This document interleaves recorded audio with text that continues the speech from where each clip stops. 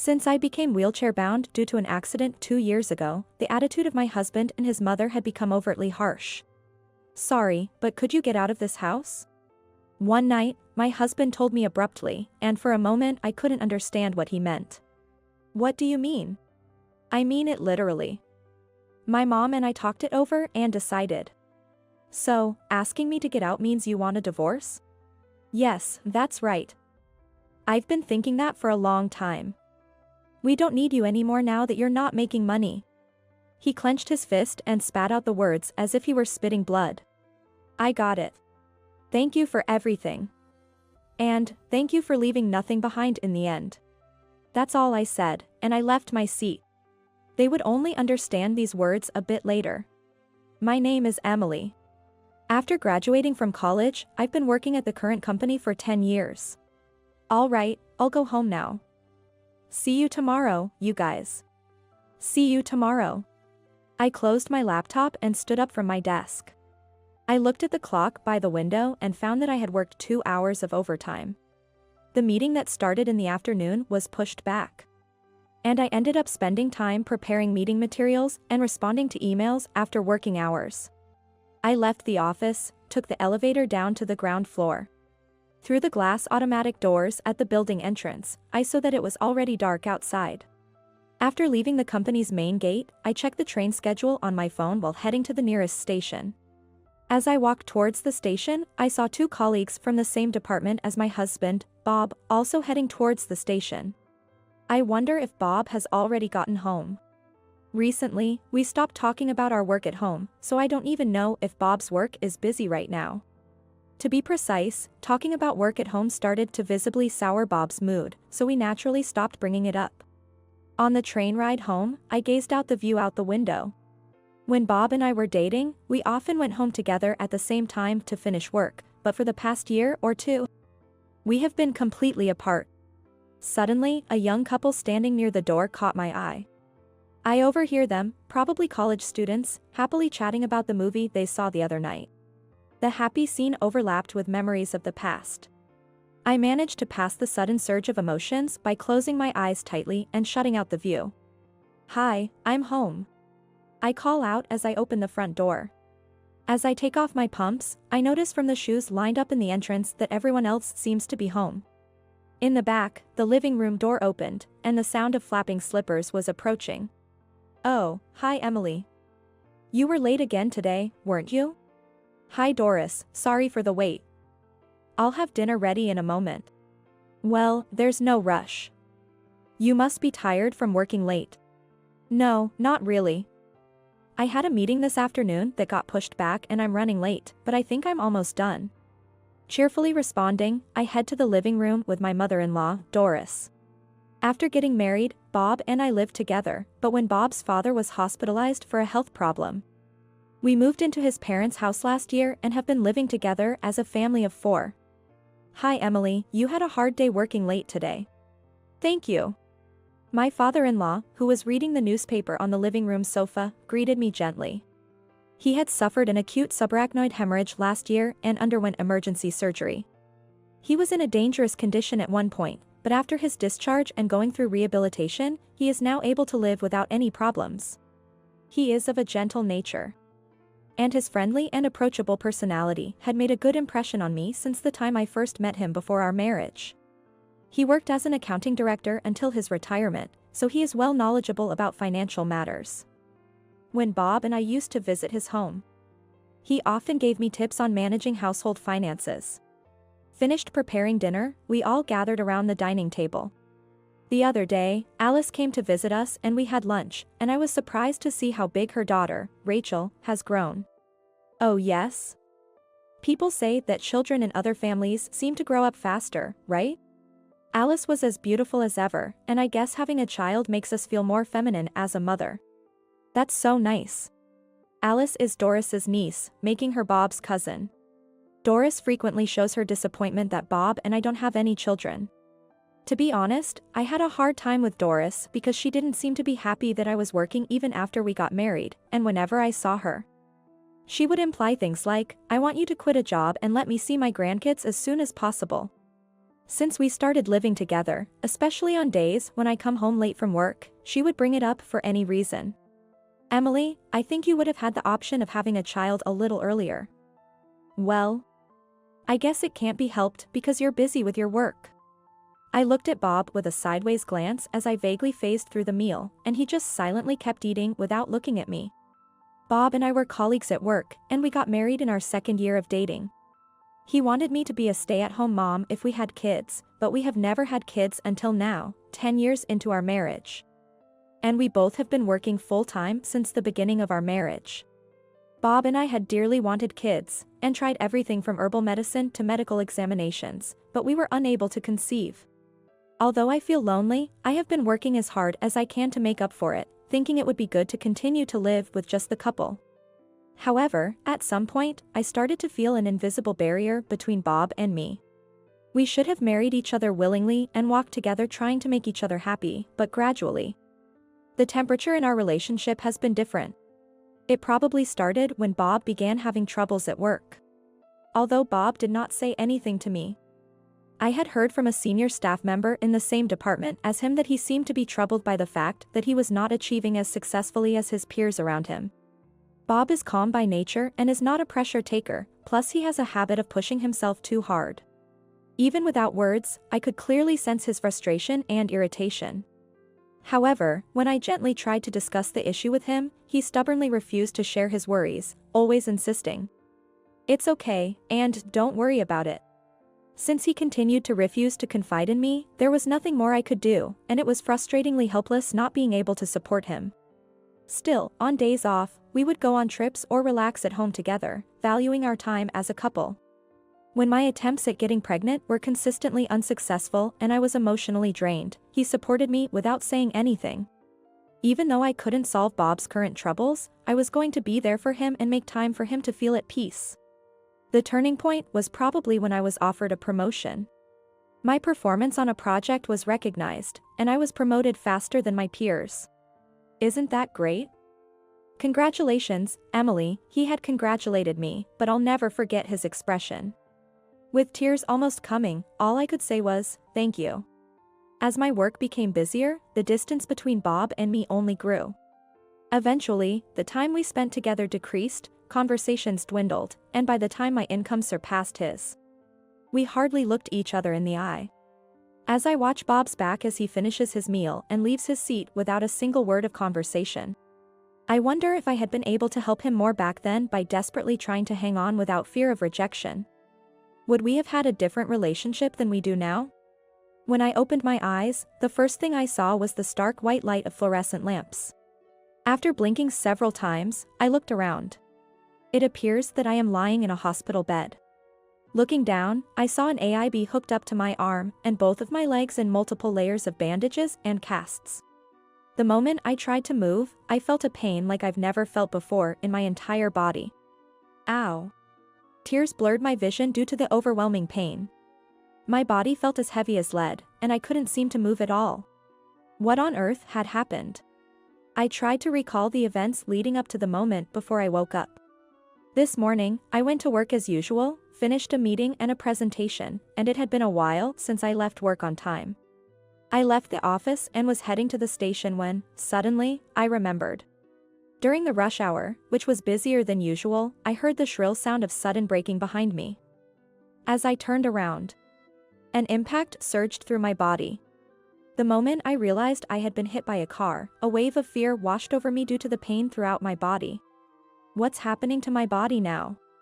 Footsteps approached, and suddenly, the curtains around my bed were drawn open. Oh. Emily. You're awake. Don't get up yet. A young female nurse addressed me hastily.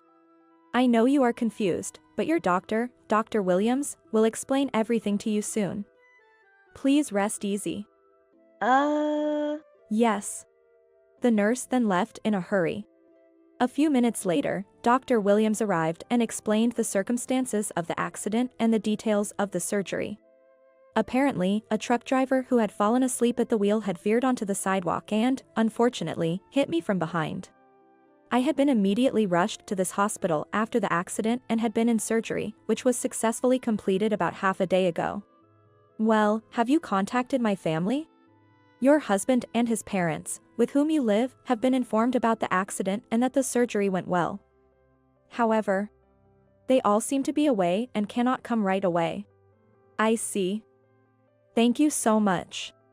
Bob was on a business trip, and his parents had been on an overseas trip since last week. From the way Dr. Williams spoke, I could somewhat imagine how they reacted when contacted. Even considering they were away, the reaction wasn't what you'd expect when being told a loved one had been in an accident. At least, it was something others might hesitate to convey directly. Imagining Bob's reaction to the news of my accident, I laughed to myself. I just couldn't connect it to a picture of him being worried about me. According to Dr. Williams's further explanation, while my life is not in danger, the damage to both of my legs is particularly severe. And the prospects of walking again are slim. I listened to the explanation about my condition as if it were about someone else. It was 3 days after the accident when Bob visited me in the hospital. I was surprised to see him look terribly pained when he saw me lying on the bed with injuries all over my body. Sorry I'm late. Don't worry about it. Sorry for the trouble during your trip. It had been a long time since we last talked. There was an awkward atmosphere. The conversation stopped there, with both of us keeping our eyes down, and Bob just left, saying he was going to talk to Dr. Williams. I couldn't say anything and just watched him go. 2.5 years have passed since the accident. I was left with disabilities from the accident on both of my legs and was forced to live in a wheelchair. Since the accident happened while I was commuting, I was able to stay with the company, but working as before became difficult. And I retired about 6 months ago. Since retiring, I've been spending time at home, but lately, something has been bothering me. One thing is that Doris's attitude towards me has become noticeably harsher than before. Emily, can I ask you something right now? Sure, what is it? I have to go out now, so could you please fold the laundry for me? It's only folding, and someone like you can do it, right? Even if you can't move your legs at all. Yes. I'll take care of it. Good, make sure you do it right. Since I started spending my days at home, her snide remarks have increased. She doesn't like the fact that her son's wife stays home all the time instead of working, and now every time she sees me, she comes with a set of sarcasm and a request. As I folded the laundry, I sighed. Another thing that has been bothering me is Bob's work situation. According to my former colleagues, Bob is losing his place at work even more than before. The juniors and subordinates joining later overtook him in job performance. And people apparently felt they had to hang around him vigilantly at all times. After returning from work, he often holed up in his room, but lately he has been taking it out on me more often than ever. Emily, I'm jealous. You don't have to worry about workplace relationships anymore, and you don't have to work to make ends meet. I heard from my mom that you've been doing nothing all day long, just lazing around. That's so nice. I wish I could live like that for once. There is no longer any trace of the gentle personality he once had left in Bob, who continues to spit sarcasm at me in this way. I was just sad to see how Bob had changed. Sorry, but could you get out of this house? One night, my husband told me abruptly, and for a moment I couldn't understand what he meant. What do you mean? I mean it literally. My mom and I talked it over and decided. I looked at Doris, who was sitting next to Bob. Emily, since you quit your job, you've been home all the time, not paying your bills, not helping out at home, and just staying home. To be frank, it's not good for me to have you here any longer. That's unfair. Don't you think it's presumptuous to stay in someone else's house indefinitely without contributing anything? Doris continued with a triumphant look. Bob was silent without looking at me. Bob is having a hard time at work too. Just because you two are married doesn't mean he has an obligation to support you any further. I asked Bob, who was looking down. So, asking me to get out means you want a divorce? Yes, that's right. I've been thinking that for a long time. After all this time together, is there really nothing left of your feelings for me? Of course not, there is no such thing. Bob began speaking as if a dam had burst. Do you know how miserable I felt every time I saw you? You probably think I'm a fool, don't you? You thought I was inferior to you every single day. And you felt so superior to me, right? It felt as if the threads we had spun together since the time we met were being shredded one by one. I've endured you because you are bringing money into the house, but things aren't what they used to be anymore. Now you're just a useless piece of crap with no job and no money. Bob clenched his fist and spat the words out as if spitting blood. We don't need you anymore now that you're not making money. The last thread snapped with a bump. I got it. It was the first time Bob looked at me. But there is one condition. All the arrangements and procedures for the divorce will be done through a lawyer. If you can agree to that, I'll pack my things and leave within the week. Yes, that's fine. Right, Bob? Bob just nodded silently. Then, I guess we're done here, Bob. Bob flinched and looked at me. Thank you for everything. And, thank you for leaving nothing behind in the end. That's all I said, and I left my seat. It's been a few days since I left the house. When I checked my phone for incoming calls, it was from Bob. I stared at the screen for a few seconds before answering. Yes? Emily. I'm sorry, could you please come back? What's this all of a sudden? My dad told me that you had been covering our living expenses ever since you quit your job. You had been investing since you were still working. Right? Now, you're making enough from dividends to cover our living expenses. Yes, that's right. So what? I left the household finances to you and my dad, so I didn't know anything about it. I thought my income was used to pay for our living expenses. But it was almost all covered by your income, wasn't it? I really want to apologize for the terrible things I said. I'm sorry. Since we got married and started managing our finances together, I had been using my income for investments. I was originally encouraged by my father-in-law, and I have been consulting only him about financial management and investments. And what do you expect me to do by coming back? Well, my dad says that with my income alone, we can't possibly maintain the same lifestyle as before. And I'm not confident I can continue with my current job for much longer. So, you want me to come back just to make things easier for you guys? How dare you say something like that with such ease? I could see Bob catch his breath over the phone. I never said anything before because I believed that somewhere you still cared about me, even if it wasn't the same as before. But now, you're not the Bob I used to love. That's not true. I still care about you, Emily. There's no need to say any more. After our last conversation, all my feelings for you disappeared. I'm sorry. But however you and your family end up, I really don't care anymore. Thank you for truly leaving nothing behind, no trust, no memories. Wait, Emily. Please, forgive me. The divorce arrangements and proceedings will be handled entirely through a lawyer. Don't contact me again. I hung up the phone after that and refused all further communication. Afterwards, the divorce proceedings moved quickly, and I completely cut off my ties with Bob. I still keep in contact only with my father-in-law. So, you haven't had any trouble with living expenses since you left Bob?